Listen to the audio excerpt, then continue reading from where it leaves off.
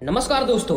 बहुत से भारतीय जब डेनमार्क या जापान जैसे देशों की साफ सफाई और अनुशासन देखते हैं तो उन्हें लगता है कि वहाँ के लोगों में सिविक सेंस ज्यादा है। लेकिन क्या सच में ये मामला सिर्फ लोगों के व्यवहार का है या इसके पीछे कुछ और ही गहरी वजह है? आइए इसे थोड़ा गहराई से समझते हैं। क्या यह सिर्फ सिविक सेंस है? अक्सर कहा जाता है कि भारत में लोग गंदगी फैलाते हैं क्योंकि उन्हें नागरिक चेतना की कमी है। लेकिन सवाल है कि क्या लोग अपने आप बदल जाते हैं या सिस्टम उन्हें बदलता है? अगर हर 200 मीटर पर साफ और सुरक्षित पब्लिक टॉयलेट हो तो लोग खुले में शौच क्यों करेंगे? अगर कूड़ेदान हर जगह हो और रोज कचरा उठाया जाए तो लोग सड़क पर कचरा क्यों फेंकेंगे?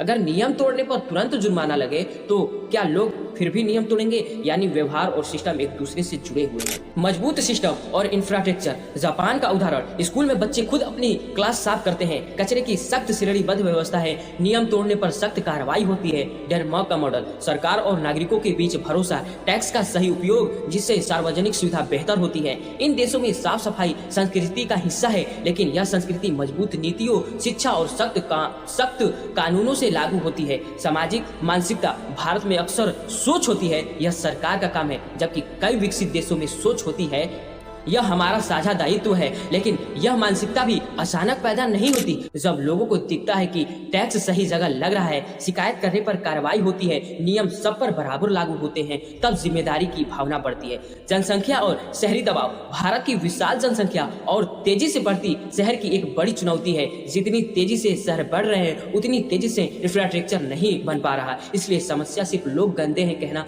आसान है लेकिन अधूरा है।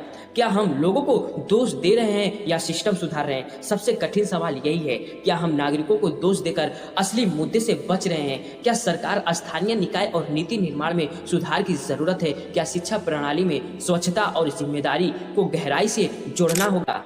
भारत कैसे बदले? भारत में पहले से कई सकारात्मक कदम उठाए गए हैं। स्वच्छ अभियानों के माध्यम से जागरूकता, डिजिटल निगरानी और कचरा प्रबंधन में सुधार, प्लास्टिक प्रतिबंधन जैसे प्रयास। लेकिन असली दबाव तब आएगा जब नियमों को सख्ती से पालन हो, इंफ्रास्ट्रक्चर वास्तविक जरूरत के हिसाब से बने, सामाजिक जिम्मेदारी बचपन से सिखाई जाए।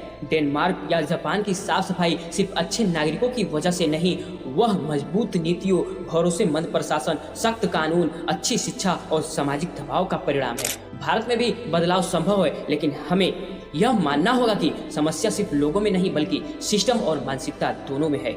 असल सवाल ये नहीं कि लोग कब सुधरेंगे, बल्कि यह है कि हम सिस्टम और समाज दोनों को साथ में कैसे बदलेंगे। मैं हूं फैजू, आप देख रहे थे अपडेटेड विद फैजू। आप अपना राय कमेंट में जरूर बताएं। मेरे पेज को फॉलो करें, सब्सक्राइब करें। जय हिंद, वंदे मातरम।